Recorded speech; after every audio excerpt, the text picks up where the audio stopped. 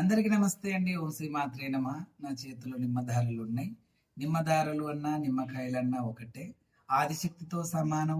ఇంతకుముందు చెప్పిన ఒక బండికి తీసిన, ఒక మనిషికి తీసిన, ఒక ఇంటికి తీసిన, ఒకవేళ బయట దేశంకి వెళ్ళి ఎవరైనా ఇంటికి వచ్చిన గుమ్మడికాయలతో నిమ్మకాయలతో తీసేయడం, అలా ప్రతి దానికి దిష్టి తీయాలన్నా, అమ్మవారిని శాంతి చేయాలన్నా, ఇప్పుడు అమ్మవారికి కూడా రాహుకేతు దీపాలు నిమ్మకాయలని పెడతాం దాదాపు ఎవరిమైనా కూడా.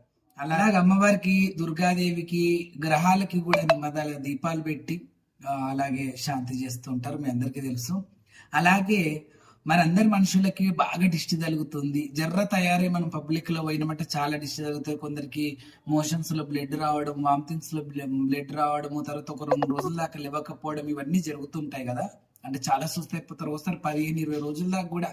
కొందరికైతే దిష్టితోని జ్వరం వస్తే నెలల కొద్దీ పోదు.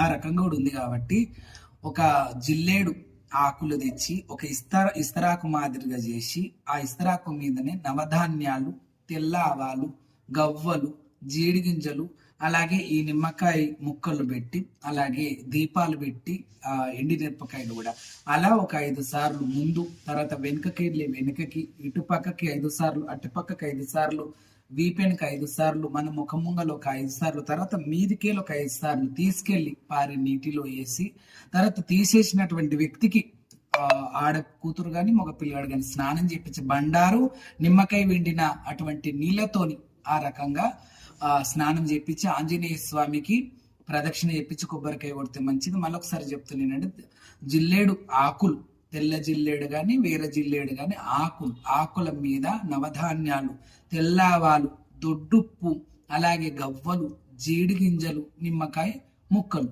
పెట్టి అందులో దీపాలు, ఎండు మిరపకాయలు కూడా చెప్పిన.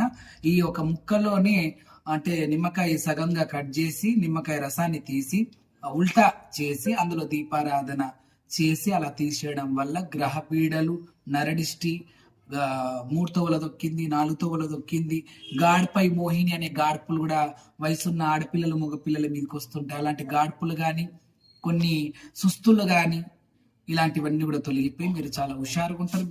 నిమ్మకాయలు ఉల్టా చేసి దీపాలు పెట్టి అలా తీసేయండి. పారే నీళ్ళు వేస్తే వాళ్ళ ఒంటి మీద ఏమున్నా పారిపోతుందని మనస్ఫూర్తి కోరుకుంటూ, ఇలా తీసేసినటువంటి వ్యక్తులైతే ఖచ్చితంగా స్నానం చేయాలి.